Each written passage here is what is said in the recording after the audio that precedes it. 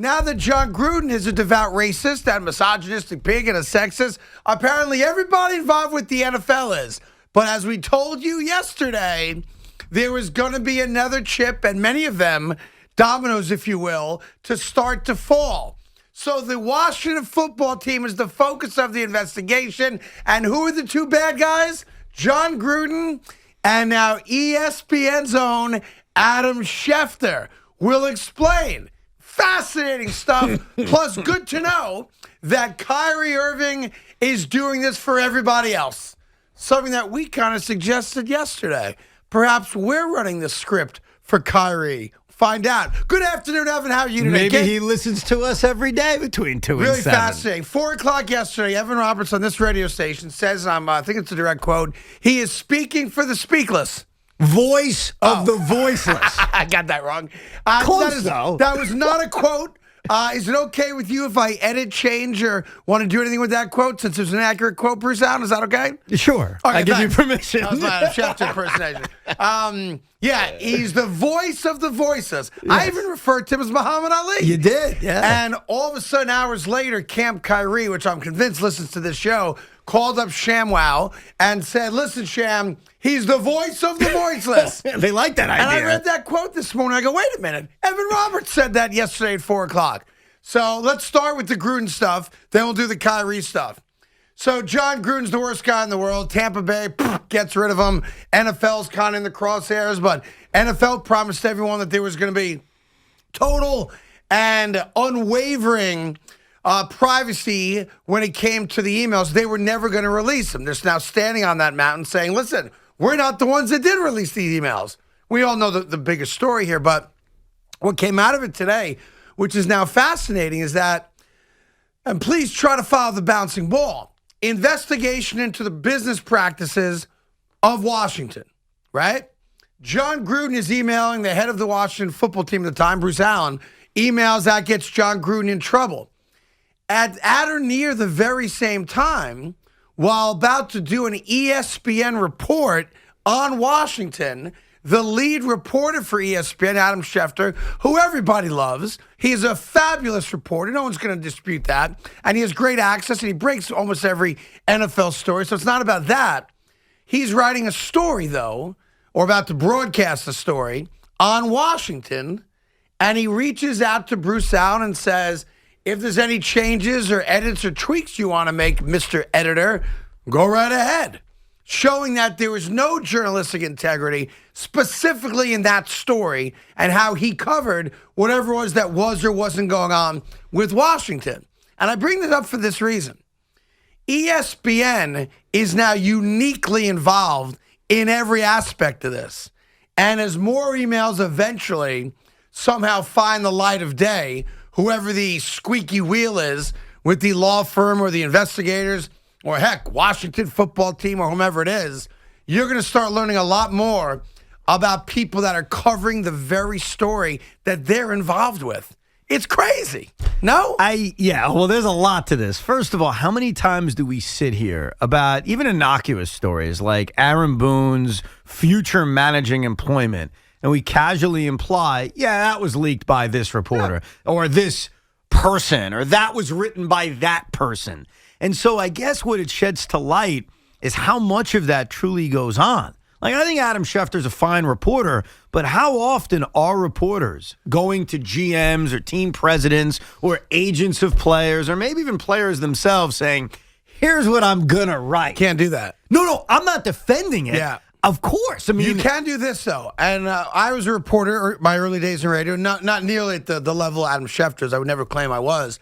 But you can say to a person that you're covering or about to write a story about, listen, I'll give you an opportunity to refute what I'm writing. Right. To confirm specific aspects of a story.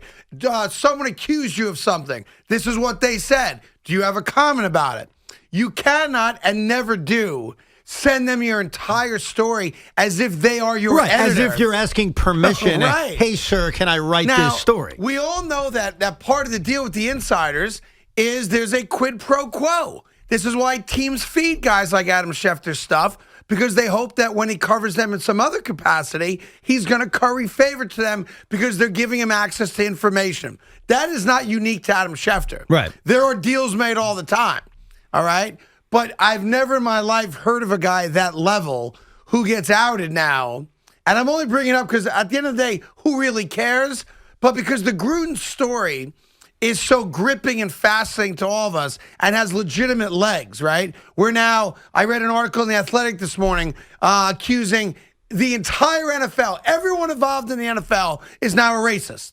I read that today, that John Gruden is one of everyone, that he got exposed, but every guy in football with white skin is a racist. I read that today, which fascinates me. John Gruden could be a standalone racist. Do I believe there are others? Probably. That's society. Yeah, but you can't paint the entire league as just filled with nothing but racists. The NFL is a bunch of hypocrites. Yes, I agree with that.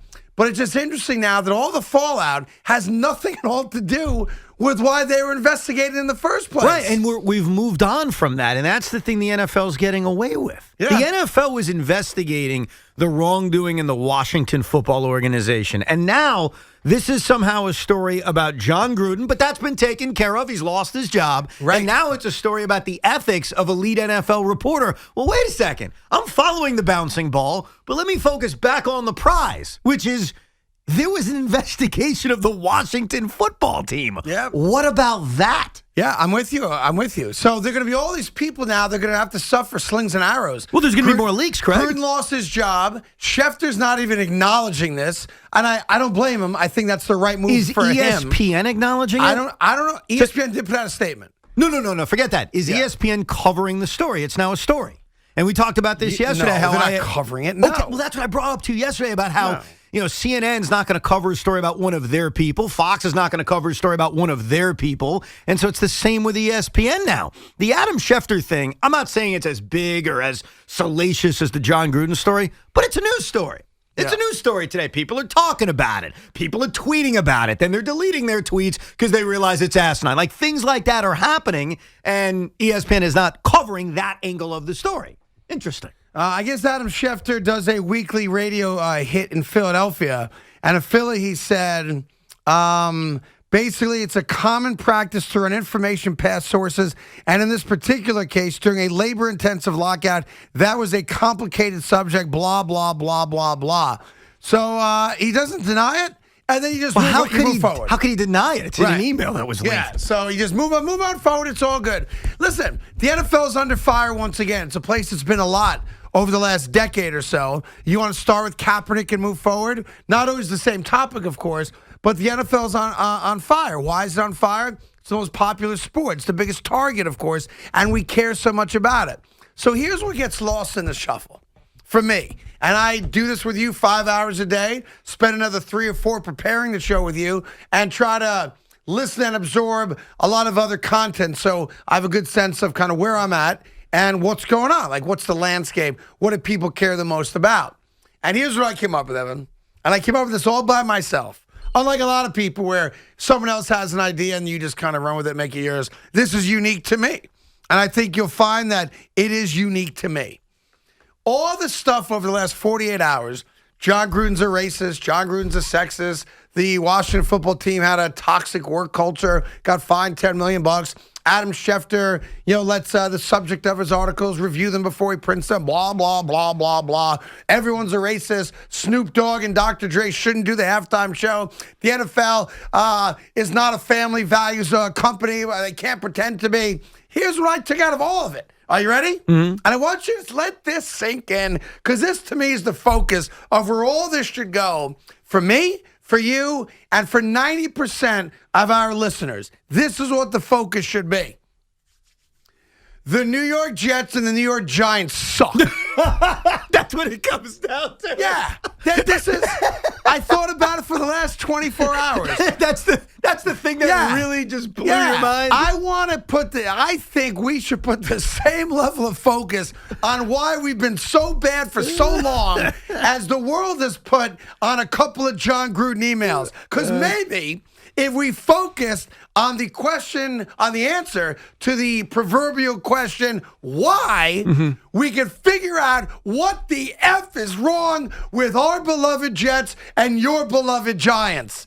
So that's my focus. I want investigators. I want Schefter. I want Gruden. I want the investigators. I want to turn this into a referendum on why we suck so bad. I have spent, I'd say, the last 5 years doing my own private investigation, trying to figure out why the Jets suck and the Giants suck. I can't come up with an answer. Well, I've come up with answers, but then things change. Like, I get the answers, and then the questions change. No. It's like whack-a-mole. Maybe it is. Like, I say to myself, I know why the Giants suck. They suck because of Ben McAdoo. And then I whack that mole, and then another mole pops up. I figure out, you know what? I know what's wrong with the Jets.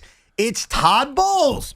And then I whack it, and then something else pops up. Yeah, like there've been 12 coaches, 9 GMs, 15 of this, 27 of that, 40. Like, I get it.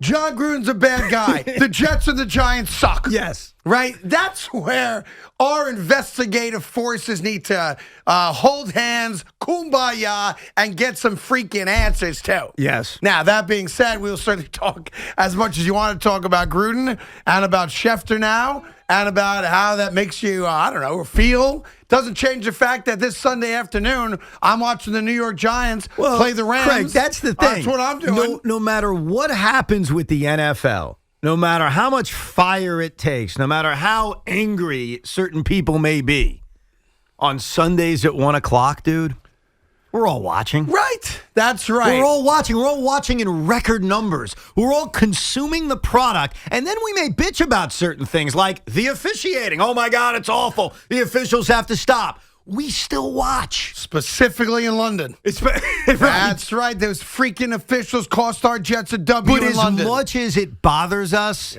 we still watch. As much as we hate some of the new rules, we still watch. As much as we may call the NFL as a whole hypocritical, we still watch. As much as we may not like the reporters' integrity, we still watch. Like, no matter what happens, and I raise my hand, Craig, I'm one of the many.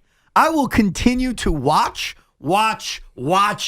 and watch some more. Yeah, so we'll get into that with you, of course, the Kyrie stuff. Nothing has changed at all in the last 24 hours. Of course, you have to be living under a rock not to recognize that Kyrie has been banned from playing basketball, has every right to sit on his ass now and make $18 million over the course of the next year because he does get paid for those road games that he's eligible to play in that the Brooklyn Nets will not allow him to play in. So you're at a clear crossroads there. And, sources close to Kyrie reached out to Sham, who's one of the best NBA insiders, of course, and basically said what you and I guessed yesterday. And that is that this is now a cause for him and a mountain that he's not going to move from. A, he doesn't need the money. B, he's going to make $18 million this year, so don't feel for him financially for sure. And C, that's how he views himself. I used the term Muhammad Ali standing up for, the voiceless back in the 1960s, of course. We were in a much different time in our country's history. But in a lot of ways, I think Kyrie views himself in that light. The African-American population is very untrusting. Not every single person, but overall, there's a thought that a decent percentage of African-Americans have a lack of trust in the government. And in the notion of just trusting people to put a syringe into your body, and he feels like maybe he's their voice. If that's the case, okay, can't argue it. Like, that's one of those deals where you can't argue it.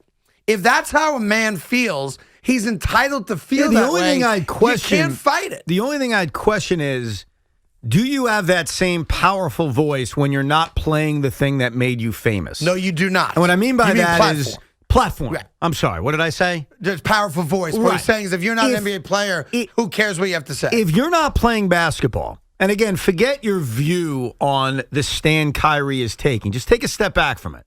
If you're not playing basketball and you're not meeting the media every day and you're not on the floor for 38 minutes a night, do you have that same voice, that same platform? And I don't think you do.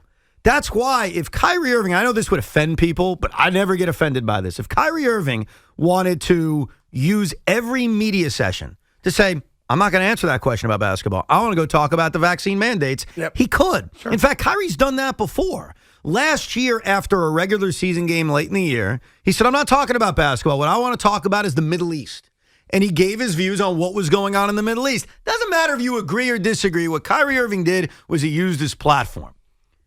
Can you do that when you're not playing, Craig? Well, very short-lived. Like It's not the same. He could have a press conference a month from now. People will go to it. And then it's done. And then it's done. And then it's done. So if Kyrie Irving was playing basketball for the Nets and said, every postgame, ask me a question about me playing two guard. Ask me a question about minutes. Ask me questions about guarding Dennis Schroeder.